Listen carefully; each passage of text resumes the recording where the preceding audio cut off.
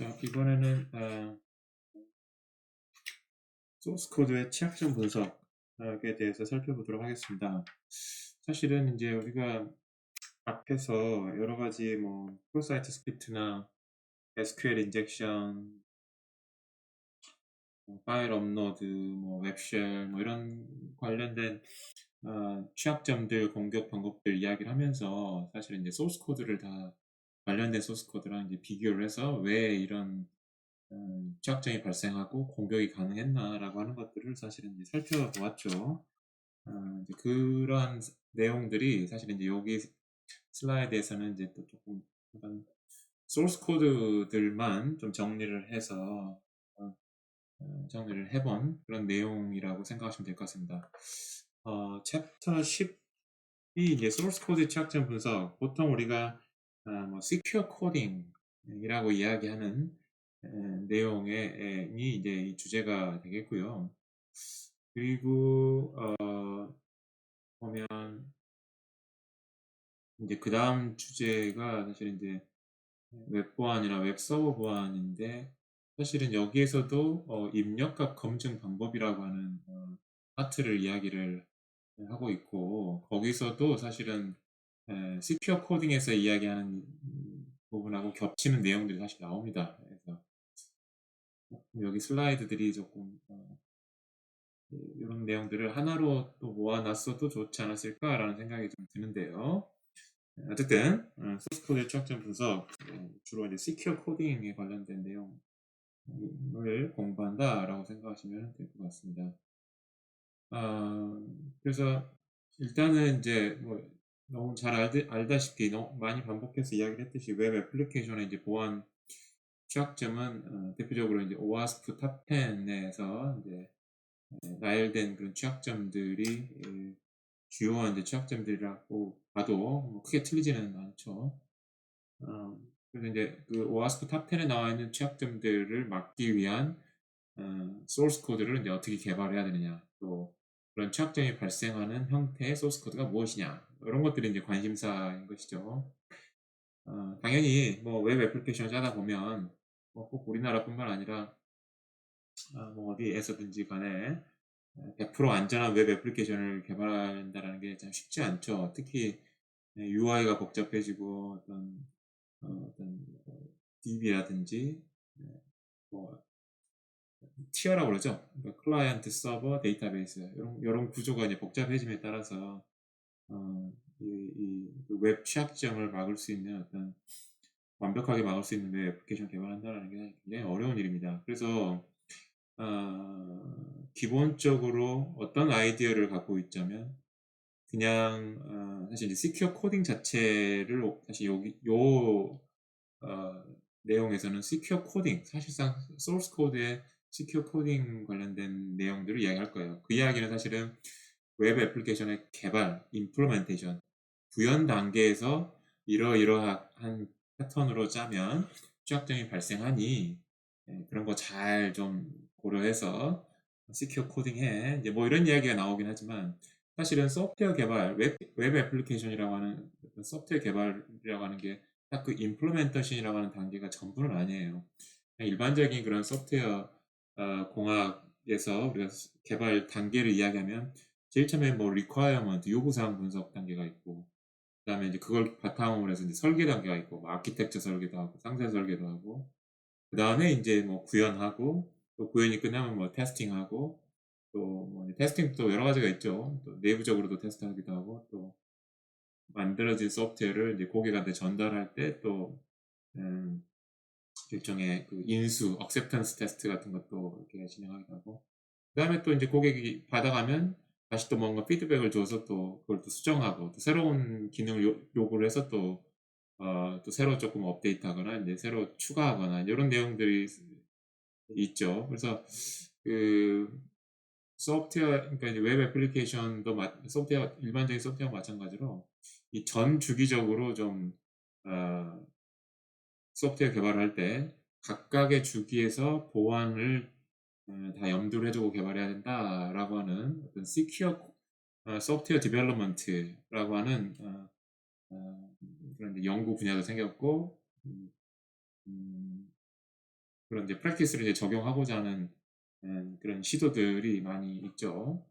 그 전 주기에서의 요구 사항에서는 어떻게 보완을 고려할 것이고 설계 단계에서는 어떻게 보완을 고려할 것이고 이렇게 구현, 뭐 테스팅, 뭐 디플로이 이런 데서 각각의 단계에서 어떻게 보완을 고려해서 소프트웨어 개발을 할 것이냐 라고 하는 거가 이제 큰 그림이 될 것 같고요.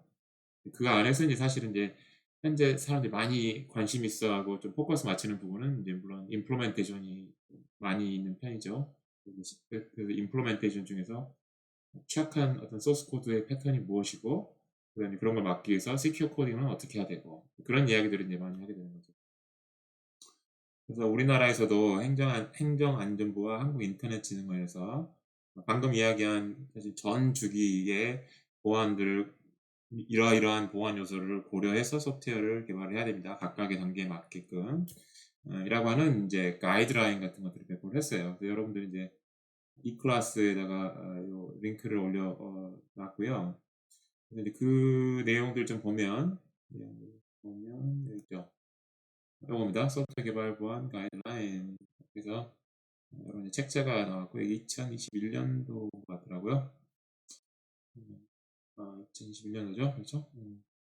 그래서 요 내용들을 보면은 이제 방금 이야기한 대로 소프트웨어 개발 방법론이라는 게 뭐냐, 거기다가 또 이제 보안을 고려한 소프트웨어 개발 방법론이라는 게 뭐냐, 이런 이야기 아주 재밌는 이야기죠. 이런 것들 좀 이런 것에 대한 가이드가 나와 있고 또 이제 그 다음 절부터 이제 각 소프트웨어 개발 단계에서 보안을 고려한다라는 게 도대체 무슨 이야기 하는 것이냐, 분석 설계 단계에서 이제 보안 활동이 뭐고 그런 이야기들이 나오죠. 그리고 이제 사실 이제 주로 제일 포커스 맞추는 거는 이제 구현 단계에서 보안을 고려한다는 게 무엇이냐, 이제 시큐어 코딩 이야기죠. 시큐어 코딩에 대한 이야기가 가장 많이 자세하게 되어 있는 것 같고요. 여기까지 7절까지 그렇습니다. 그런 정도의 내용으로 구성되어 있는 게 이제 여기 소프트웨어 개발 보안 가이드 행정안전부 한국인터넷진흥원에서 만들어서 이제 배포한 소프트웨어 개발 보안 가이드다라고 생각하시면 될 것 같고요.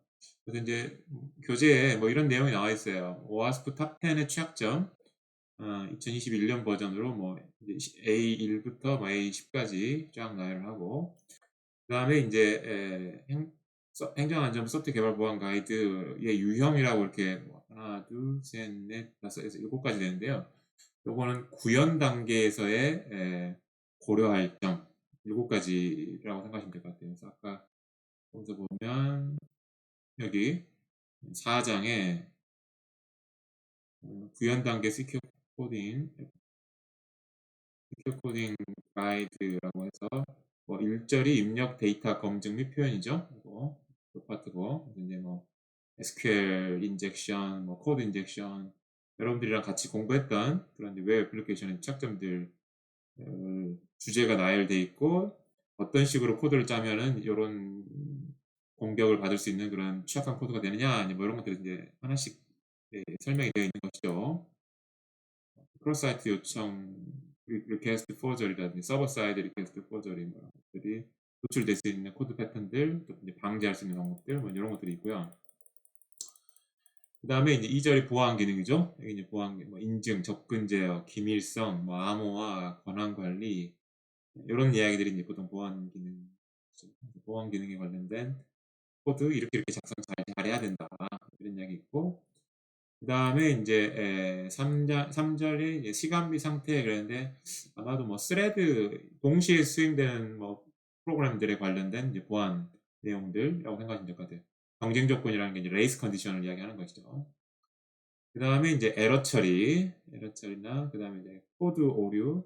에러 처리 같은 경우에는 에러를 뭐 당연히 처리하지 않거나 좀 뭐 이렇게 좀 빼먹거나 이런 것들 또는 이제 사실 이것보다는 어떤 에러 상황이 발생해가지고 그래서 자바 코드 같은 경우는 익셉션이 뜨면 그 익셉션이 발생한 부분부터 사실 이제 탑 레벨까지죠. 보통 어딘가에서 핸들링이 됐다라면 에러가 발생 안 했을 거고 그 핸들링을 못 했으니까 이제 에러가 난 것이잖아요. 그래서 에러가 발생한 지점부터 제일 프로그램 탑 레벨까지 그 스택에 있는 것들이 전부 다 덤프가 되면서 어 에러 메시지에 대한 상세한 정보를 리포트를 해 주죠. 보통 인제 그런 에러 메시지는 개발자들한테는 굉장히 도움이 되는데, 공격하는 요 웹 애플리케이션을 공격하는 사람들한테는 굉장히 좋은 시스템에 관련된 어떤 정보들이 노출되는, 공격자 입장에서는 굉장히 정보를 획득할 수 있는 그런 상황이 되는 것이죠. 그래서 보통 그런 인제 에러가 발생을 하더라도 내부적으로만 인제 에러를 로그를 뭐 이렇게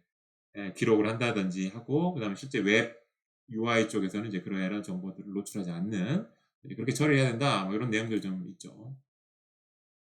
그다음에 인제 뭐 코드 오류, 뭐 타입 변환 오류, 뭐 메모리가 관련 오류, 뭐 이런 것들, 그다음에 이제 캡슐화, 네, 뭐 정보를 노출하거나 권한 문제와 관련된 문제라고 하고요. 그다음에 API 잘못 사용하거나 아니면 보안에 취약한 API를 사용하는 그런 액션들, 요런 것들이 지금 에러 4절 에러 처리, 5절 코드 오류, 그다음에 내려가 보면 6절 캡슐화, 그다음에 이제 7절 API 오용, 뭐 요런 것들이 인제 소프트웨어 개발 보안 가이드의 이제 구현 단계에서의 시큐어 코딩의 이제 주제가 되겠고, 요 주제하고 인제 오하스프 탑 10 하고 인제 한번 매치를 시켜 봤죠.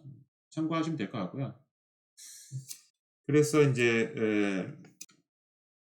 요런 이야기가 이제 소스 코드의 이제 취약점 유형, 소프트 취약점 유형들이 어떻게 분류가 될 수 있느냐라고 하는 걸 설명을 했고, 그다음은 인제 요런 소스 코드의 보안 취약점들을 인제 어떻게 탐색하느냐, 인제 뭐 이런 이야기인데요. 사실은 지금 여기서 이야기하는 거는 소프트웨어 공학에서 이제 사실 테스팅 이야기랑 다 똑같은 이야기예요. 그래서 블랙박스 테스팅을 한다는 이야기는 무슨 말이냐면, 내부의 소스 코드를 모른 채 외부의 어떤 인터페이스만을 통해 가지고 입력 주고 결과를 확인하는 걸 통해 가지고 뭔가 테스팅을 하겠다는 이야기죠. 내부의 구조는 모르고. 그러니까 이거는 기본적으로 프로그램에 주어지는 입력과 우리가 기대하는 출력이게 돼 있죠. 그것에 대한 어떤 명세가 있을 거예요, 명세. 그러니까 내부 구조는 모르더라도 설계했을 때 어떤 명세를 설계했을 거 아닙니까? 그런 명세를 가지고 한번 넣어보는 것이죠. 이러한 인풋이 나오면 이러한 아웃풋이 잘 나오는지, 그런 방식으로 테스팅하는 게 이제 블랙박스 테스팅이 될 것 같아요. 물론 이제 그 보안을 테스팅한다라고 하는 거는, 방금 입력을 테스팅한다라고 하는 거는 사실은 소프트웨어 공학에서 기능 테스트라고 해요. 펑셔널 테스팅, 기능 테스팅. 그러니까 기능이란 말은 인풋과 아웃풋의 관계를 테스트한다. 펑셔널 테스팅. 보통 이제 그런 이야기고, 근데 이제 보안이라고 하는 거는 사실은 인풋 대비 아웃풋이라기보다는 일종의 그 외의 성질일 것인 거죠. 요 인풋을 허용할 거냐 말 거냐. 요 사람이 어드민 권한이 아닌 일반 유저인데, 요 인풋에 대해서 인풋이 들어왔는데 그걸 허용할 거냐 말 거냐, 뭐 이런 이야기인 거죠, 사실은. 그래서 사실은 이제 그런 것들을 이제 non functional 이제 attribute라고 해요, 사실은. 그런 보안성 관련된 내용들은. 그래서 이제 그런 보안성 관련된 비기능적인 요소인 어떤 보안 특정 같은 걸 테스트를 할 때 이제 블랙박스를 어떻게 테스트하느냐, 이런 것들도 이제 하나 이제 재밌는 이슈가 되겠죠. 그러니까 그 정도 이야기하면 될 것 같고요. 블랙박스 테스팅은. 화이트박스 테스팅은 내부 구조를 다 아는 거예요. 소스 코드를 본다, 이렇게 생각하시면 될 것 같아요. 그러면은 어떻게 테스팅하겠습니까? 주로 이제 화이트박스 테스트에서 하는 거는 소스 코드에 각각의 그 프로그램 포인트들이 있을 거 아니에요.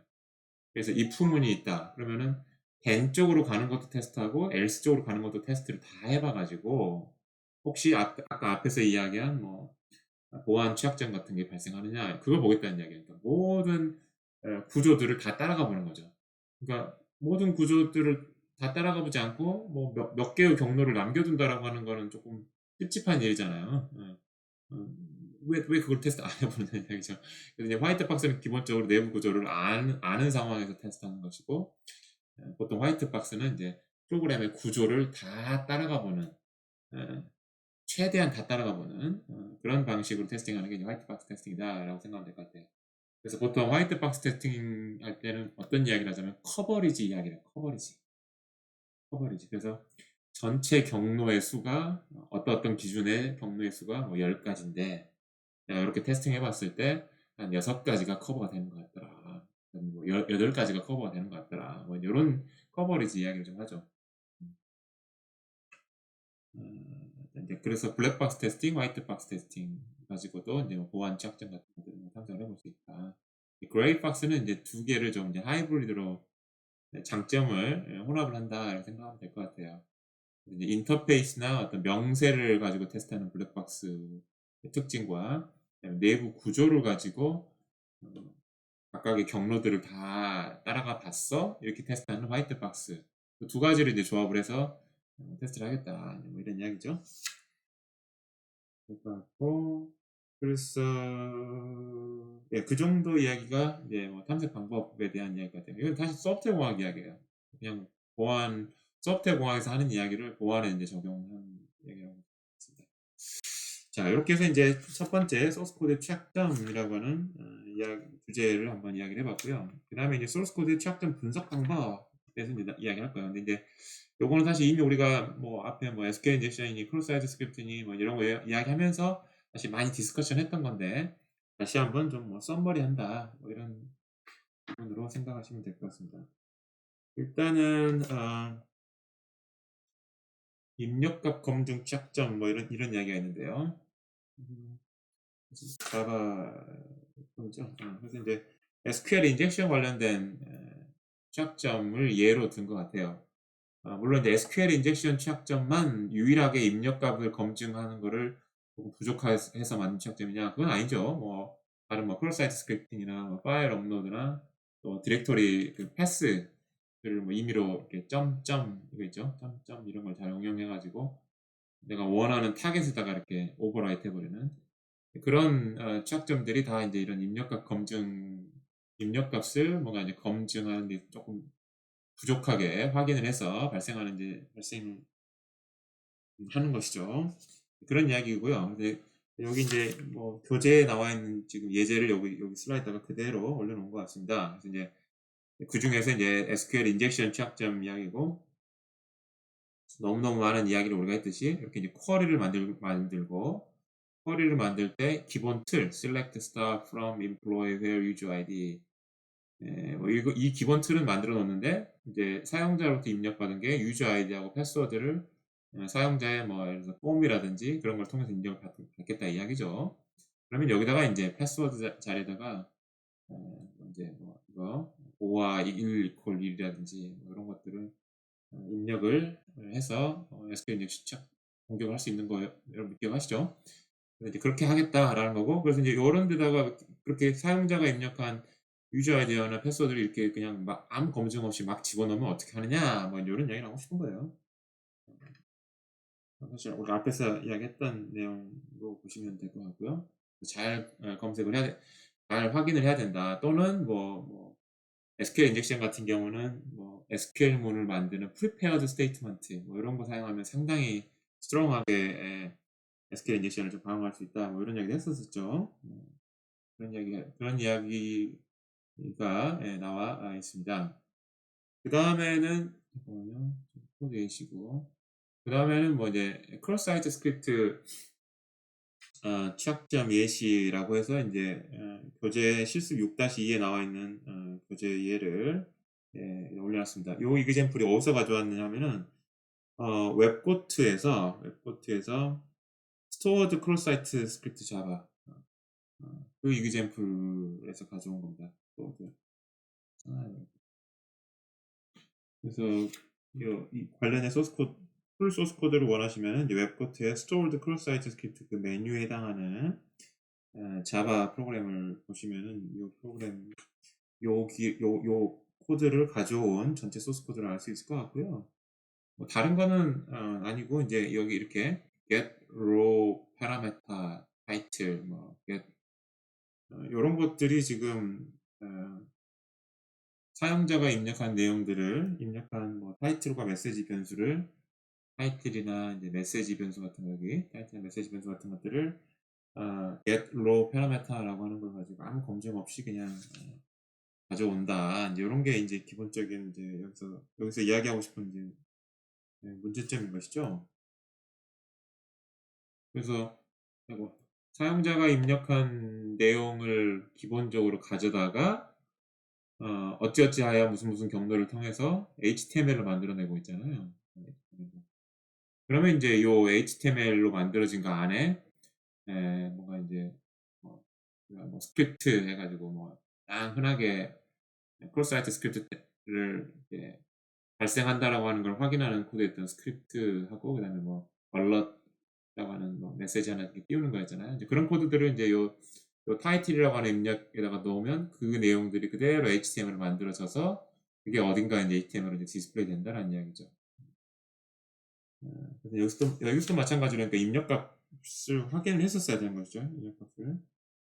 그래서 앞에 여기 같은 경우에는 지금 어떻게 해야 됩니까? 뭐 예를 들어서 뭐 OR 같은 거라든지 또는 뭐 유니언 해가지고 뭐 select 같은 거 사용할 수도 있고, 그러니까 SQL에 쿼리 같은 거가 혹시 포함되어 있나 뭐 이런 것들 좀 검색을 할 수가 있죠.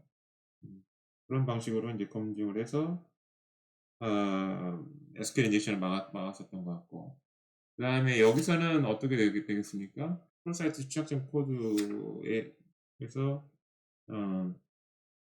인풋 입력값을 검증하는 방법 중에 하나가 이제 뭐 스크립트 같은 그런 태그가 들어있나 안 들어있나 뭐 이런 것들 들어있으면 없애버리든지 아니면은 escape 처리해가지고 그냥 스트링화 하든지 그런 방식으로 해야 된다라고 하는 것이죠. 어려운 이야기를 하는 것 같지는 않고. 그 다음에 네 번째가 이제 파일 업로드 취약점의 이제 예시 같아요. 그래서 지금 여러분들이 보이는 슬라이드에 보여준 코드는 교재 실수 6-3에 나와 있는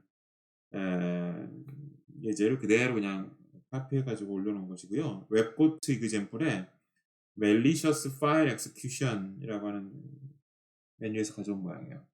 적어놓겠습니다. 여기서 아이디어는 지금 유저네임을 하나 입력을 받아서 어떤 UI를 통해서 뭐 폼이라든지 그 이름을 가지고 이제 에다가 점 텍스트 확장자를 붙여가지고 이제 파일에 어떤 경로의 파일로 이렇게 만드는 것이죠. 그 파일을. 그럴 때 이제 여기가 순수하게 그냥 abc 뭐 .txt 뭐 그런 식의 개발자가 의도했던 정도의 이름만 나오면은 뭐 괜찮겠지만 뭐 어떤 식으로 여기 들어올지 모르겠죠. 여기가 이 내용에서 요 get user name에 해당하는 부분이 어떤 형식으로 내가 기대하느냐라고 하는 거를 예를 들어서 정규식 같은 거로 작성을 해가지고 뭐 확인을 하는 이제 그런 코드가 좀 있으면 더 안전하겠죠. 그렇고 그 다음에 이제 여기서도 뭐 유저 네임 같은 거를 받아가지고 뭐 쿼리를 해서 뭐 잘은 모르겠지만 이미지 렐러티브 URL 뭐 이게 일종의 경로인 것 같죠? 경로. 이미지 쿼리 가져와서 그걸 가지고 이제 쿼리를 요게 쿼리군요. 요게 쿼리를 실행을 하면 이미지 렐러티브 URL이라고 하는 것들의 집합이 이제 리턴이 될 텐데 이것도 마찬가지죠. 그러니까 이제 DB에서 이제 읽어온 것이죠. 그래서 DB에 안전한 뭐 URL 경로 정보만 수장됐을 거다라는 게 100% 확실하다면 괜찮겠지만 어떤 이유에 의해선가 이제 DB에 있는 URL 같은 것들이 조금 문제가 있을 수 있죠. 마치 그 스토어드 크로스 사이트 스크립트에서도 스크립트 어쩌고저쩌고 하는 그런 악성 코드들을 DB에다가 일단 집어넣을 수가 있잖아요. 그래서 게시판에 글을 읽어올 때 이제 그게 실행이 됐듯이 그런 이제 문제가 있을 수 있으니 안심하지 말고 어쨌든 여기서도 이제 검증을 해라 뭐 이렇게 가이드를 줄 수는 있겠죠. 그 이야기가 여기 나와 있습니다. 다른 기능이 그런 거 됐고 이제 파일 업로드 취약점 코드의 시라고 지금 이야기 나온 것 같고요. 파일 확장자 같은 것도 좀 볼 필요도 있을 것 같기도 하고. 그 다음에 지금 교재에는 나와 있지만 여기는 언급이 안 됐지만 디렉토리 경로 조작, 그 패스 트래버설 같은 그런 공격도 가능하죠. 아까 여기도 지금 점점 슬래시 뭐 이런 걸 좀 붙여 가지고도 뭔가 할 수 있는 상황인 거잖아요. 현재 디렉토리가 아니라 어디 저 멀리에 있는 어떤 뭐 텍스트 파일 같은 것들을 좀 할 수 있을 것 같기도 하고. 그래서 이제 그런 것들을 지금 테스트하는 검증하는 코드가 아무것도 없죠. 그래서 교재에는 이제 그런 언급까지 같이 있어요. 디렉토리 경로를 조작하는 취약점이 있을 수 있으니 그것도 좀 필터링 해야 되지 않느냐 뭐 이런 이야기도 나와 있습니다. 그래서 여기 요 내용이 이제 주로 그 입력값 검증이 취약한 거 요것에 관련된 이야기예요. 다. 요거하고 관련된 그런 취약점 사례들을 한번 좀 이야기를 했고, 그 다음에 이제 그 세션 처리나 어떤 접근 통제에 관련된 그런 취약점들이 이제 그 다음에 나와 있게 되겠습니다. 세션 처리나 접근 통제 취약점 이라고 하는 거는 이제 뭐 사용자 권한에 대한 검증 같은 거를 좀 이제 제대로 체크하지 않은 거죠. 어, 그럴 때 이제 공격자가 뭐 쿠키 정보를 변조한다거나 어떤 매개 변수 같은 걸 좀 조작을 한다거나 리퀘스트 메시지 안에, 또는 사실은 이제 노출되지 않아야 되는 파일인데 뭔가 실수로 어떤 특정 디렉토리가 외부에 노출이 돼가지고 그 디렉토리에 있는 어떤 어드민 정보라든지 뭐 DB 정보라든지 그런 것들이 들어있는 그런 파일 같은 것들이 소위 이제 강제 브라우저 접근 등을 통해 가지고 이제 노출이 되어버리는 거, 이런 것들이 이제 세션 처리 및 접근 통제 취약점이라고 생각하시면 되겠습니다. 그래서 이제 거기서 이제 한 두 가지인가요? 한 두 가지 정도 나오는데, 첫 번째가 이제 매개 변수와 쿠키 조작에 관련된 건데, URL에서 우리가 이제 어떤 웹 요청 메시지를 서버에 날리죠. 그럴 때 URL에다가 이제 키밸류 해가지고 키라고 하는 그 변수 값 같은 것들을 날리기도 하고, 또는 이제 포스트 형태로 날리면은 이제 그 안에다가 이제 뭐 어떤 폼의 요 입력값은 무엇이고 저 입력값은 무엇이고 뭐 이런 내용들을 다 이제 매개 변수로 전달하는데, 사실 이거는 얼마든지 버프 스윗을 가지고 다시 조금 수정해 가지고 내가 원하는 대로 좀 공격자가 원하는 대로 수정을 해서 다시 이제 서버에다 전달할 수 있는 방법이 있잖아요. 따라서 이제 그거를 절대적으로 신뢰를 하면 안 된다라는 이야기죠. 절대적으로 신뢰하지 말고 또 뭔가 다른 방법을 통해 가지고 검증할 수 있는 방법들이 좀 있어야 된다라는 이야기죠. 샘플이 있나요? 그래서 이제 요런 코드가 이제 교재에 나와 있는 걸 가져왔는데요. 요런 코드가 이제 취약한 그런 코드라고 볼 수 있는 내용인 것이죠. 그래서 지금 요청 메시지에서 리퀘스트가 아마 요청 메시지를 담고 있는 객체라고 생각하시면 될 것 같고요. get cookies 해가지고 이제 쿠키 정보들을 다 가져오는 것이죠. 그래서 이제 뭘 지금 체크를 하고 있자면, 쿠키를 하나씩 뭐 여러 개가 이제 배열에 이제 가져왔다고 치고, 근데 여기 없어야 되겠죠. 그죠? 네. 여기 타이포인 것 같습니다. 그래서 하나씩 따라가면서 그 쿠키의 이름이 뭐 롤이냐 역할에 해당하는 거냐, 그러면 유저 롤을 그 롤이라는 그 이름의 하고 같이 쌍으로 들어온 그 값을 유저 롤로 이제 할당을 하는 것이죠. 롤이 뭐 어드민일 수도 있고 뭐 유저일 수도 있고 뭐 게스트일 수도 있고, 이제 그런 것들을 이제 쿠키 정보에 담겠다라고 하는 것이잖아요. 그래서 어쨌든 이런 식으로 이제 쿠키로 어떤 세션에 관련된 정보들을 담을 수 있고, 특히 이제 이렇게 역할이니까 뭔가 이제 권한하고 관련된, 사용자 권한하고 관련된 어떤 코드를 쿠키를 통해서 이제 처리를 하는 코드이죠. 근데 이제 문제를 보자면 이런 쿠키는 버프 스윗 같은 거 가지고 얼마든지 중간에 좀 가로챌 수 있는 여지가 있기 때문에 과연 다른 방법이 있지 않나라고 하는 것들 좀 살펴봐야 될 것 같아요. 자, 그 정도의 이야기가 여기 매개 변수와 쿠키 조작에서 언급된 이야기고요. 그 다음에 이제 강제 브라우징 뭐 이렇게 이야기를 했는데, 이거는 다른 이야기는 아니고 원래 이제 권한이 있어야지만 볼 수 있는 페이지가 있는데, 그 페이지에 접근을 하려고 시도를 할 때 그 권한이 있는지 없는지를 체크하는 그런 코드가 이제 빠졌다 이거죠. 그러면 뭐 어떻게 되겠습니까? 뭐 아무나 그 해당하는 좀 권한이 필요한 페이지니까 뭔가 이제 민감한 정보들이 들어있을 텐데 그러한 페이지들을 열람을 할 수 있지 않느냐 이런 이야기죠. 그래서 뭐 예를 들면 뭐 슬래시 어드민 뭐 이런 것들이 이제 권한이 필요한 파일이나 페이지들이 있는 그런 디렉토리 경로겠죠. 그래서 이런 것들을 억세스 요청하는 그런 요청에 대해서는 항상 뭔가 이제 체크 코드가 과연 적절한 그런 권한을 가지고 있나라고 하는 거를 처리하는 그런 코드가 를 이제 추가할 필요가 있다. 뭐 이런 이야기죠. 자, 거기까지가 세션 처리 및 접근 통제 취약점에 대한 내용이었습니다. 그래서 어떻게 보면 막 깊은 이야기라기보다는 소스 코드 취약점 이런 것들이 좀 있습니다라고 좀 카테고라이즈하는 그런 의미로 보시면 될 것 같아요. 그다음에 이제 세 번째 큰 주제로는 이제 코드 안에 있는 어떤 중요한 정보를 노출하는 이제 그런 취약점들 이야기를 하고 있고, 뭐 예를 들면은 뭐 아이디나 패스워드, 주민등록번호 이런 것들을 이제 이렇게 주고받거나 뭐 저장하거나 이럴 때는 이제 암호화해서 좀 주고받거나 이제 저장을 해야 되겠죠. 암호화가 안 된 상황에서 이제 주고받다 보면은 이제 뭐 스니핑 같은 그런 걸로 이제 노출이 될 수가 있는 거죠. 도청을 당할 수가 있는 거죠. 탈취를 당할 수가 있는 거죠. 그래서 중요한 정보 같은 경우에는 에, 암호화를 해야 된다. 이런 이야기고, 또는 이제 HTTPS, 그러니까 SSL 위에 HTTP 리퀘스트하고 리스폰스가 되는 HTTPS 등의 이제 암호화된 채널로 이제 통신을 하는 게 중간에 이제 어떤 공격자들의 도청으로부터 주고받는 정보를 노출시키지 않는 이제 그런 겁니다. 이런 이야기를 하고 있고요. 그래서 중요 정보를 잘 암호화해야 된다. 만약에 평문으로 전송을 하면 취약하다. 뭐 이런 이야기죠. 어려운 이야기는 아닌 것 같고요.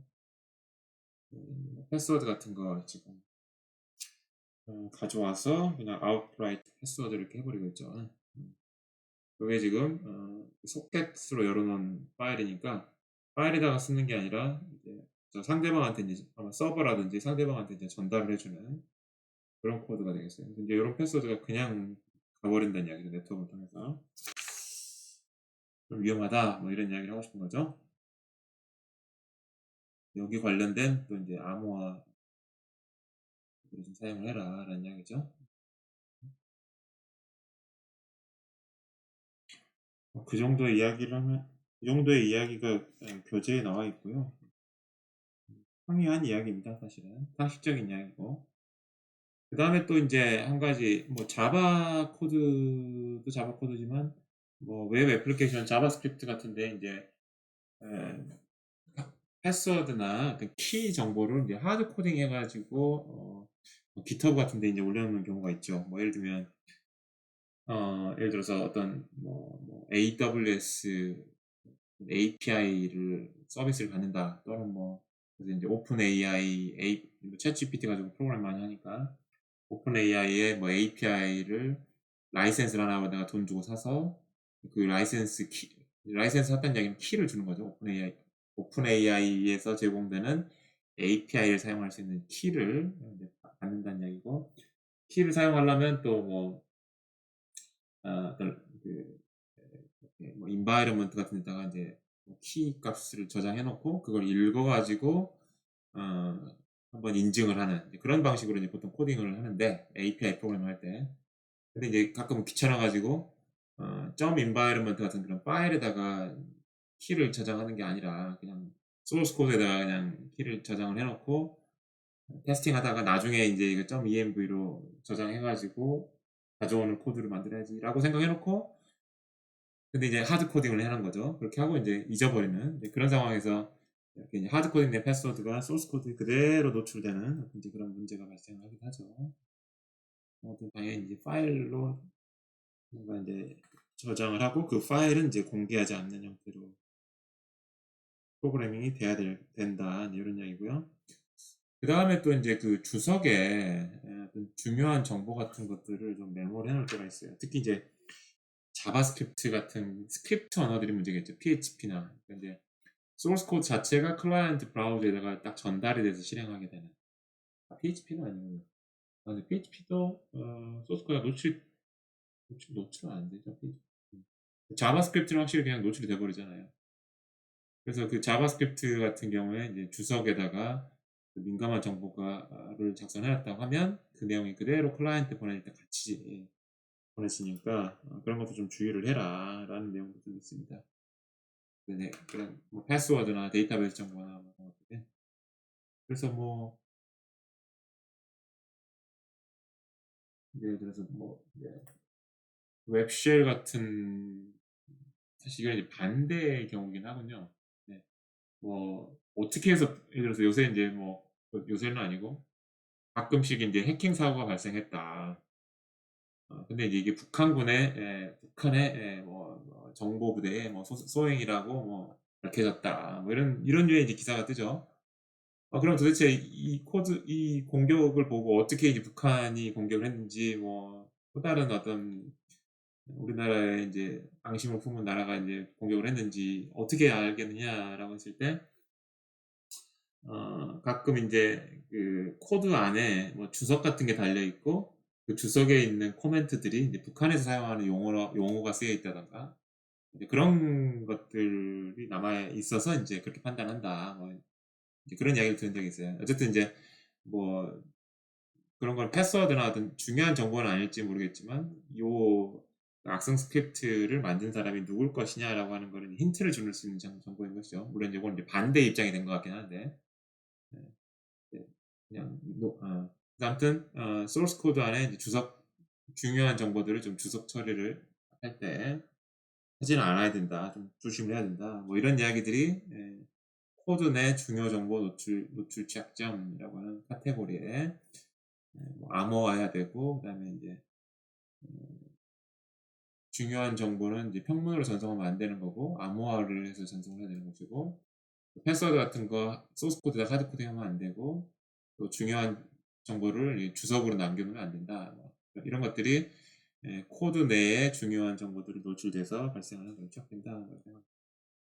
자, 그다음에 인제 세 번째 주제는 이것도 쪼끔 평이한 내용 전체적으로 다 평이한 내용입니다. 그냥 한번 쭉 정리한다. 용어 정리한다라는 생각 정도로 보시면 될 것 같고요. 프로그래밍 언어별 주요 취약점 해서 뭐 자바하고 뭐 ASP.NET에서 이러이러한 함수들이 사용이 되면 한 번 더 살펴봐야 된다. 뭐 이런 이야기를 하고 싶은 것 같아요. 그래서 인제 get parameter, get raw parameter 요런 것들이 아까 그 사용자의 뭐 폼으로부터 입력받은 것들을 가져오는 함수들이고 그러면 인제 우리가 기대하는 거는 요 가져오는 것까지는 해야 되겠죠.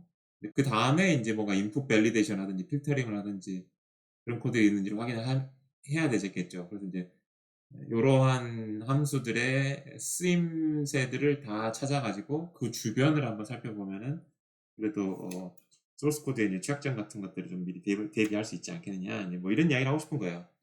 그래서 자바에서 인제 입력 값을 받아 가지고 처리하는 거. 뭐 쿠키 정보라든지 뭐 URL이라든지 어떤 헤더라든지 쿼리 스트링이라든지 그런 함수들이 요런 이름의 함수들이니 뭐 예를 들어서 프로그램을 기계적으로 짤 수도 있겠죠. 요런 이름이 나타나는 라인만 쫙 찍어 주고 그러면 그렇게 출력된 라인들을 직접 여러분들이 코드 리뷰를 해 가지고 앞뒤로 뭔가 인풋 밸리데이션이라든지 필터링 같은 게 있는지 없는지 그렇게 해서 취약점을 살펴볼 수 있겠죠. 그래서 어쨌든 자바에서의 취약 함수의 example로 입력값 처리 함수가 있다 그랬고 그다음에 이제 세션 처리하는 함수 뭐 get, set 뭐 이런 메소드겠죠. get, set, put value, get attribute, set attribute, get attribute name, get value name. 요런 거 가지고 인제 클라이언트하고 서버 간에 일단은 로그인이 되었을 때 공유한 어떤 정보들인 것이죠. 뭐 예를 들면 쇼핑몰 사이트에서 내가 어떤 물건을 인제 장바구니에 담았으면 그 장바구니에 담은 물건 정보가 세션 안에 들어가 있는 것이죠. 그런 거를 처리하는 함수들이다라는 이야기고요. 당연히 그 세션에다가 예 뭔가 어떤 정보를 넣어 가지고 공격하는 케이스들이 있었었죠. 제일 가까운 그런 사례로서는 SQL 인젝션인데 세션 정보에다가 뭐 5와 1 equal 1 뭐 흔하게 공격할 수 있는 그 패턴들을 넣어 가지고 공격하는 그런 사례를 우리가 살펴보기도 했었습니다. 네. 그럴 때 인제 요 세션 처리 함수와 뭔가 인제 연관 관계가 있을 수 있겠죠. 그러한 취약점들을 찾을 때. 그렇고요. 그다음에 이제 그 외에 뭐 파일을 읽거나 쓰거나 하는 함수들, 데이터베이스에 이제 접근하는 함수들 이런 것들이 좀 요런 함수들이 사용이 되면 그 주변을 살펴보시오. 뭐 이런 이야기입니다. 그다음에 이제 ASP.NET이라고 하는 건데 요새도 ASP.NET으로 많이 짜요. 모르겠는데. 그래서 이제 예전만 하더라도 이제 윈도우즈 기반의 웹 애플리케이션은 이제 ASP 기반의 로 개발이 되어 있고 또 뭐 ASP.NET으로 이제 개발이 됐었었죠. 이제 그래서 이제 여기 이제 이그젠플 나온 것 같은데 마찬가지로 아까 앞에서 했던 것처럼 입력값 처리 함수, 그다음에 사용자 세션을 처리하는 함수, 그다음에 인제 뭐 기타 뭐 파일을 읽고 쓰고 SQL문 읽고 쓰고 요런 함수들이 ASP.NET에서는 요런 이름으로 준비되어 있으니 요런 이름의 함수들이 나타나는 부분들을 앞뒤로 한번 살펴보시오라는 이야기죠. 그런 정도의 그냥 한번 강의한 내용들로 구성이 되어 있습니다. 그래서 여기까지 해서 소스 코드의 취약점 분석, 주로 이제 시큐어 코딩, 구현 단계에서의 어떤 보안을 고려하는 시큐어 코딩 주제로 한번 살펴보았습니다.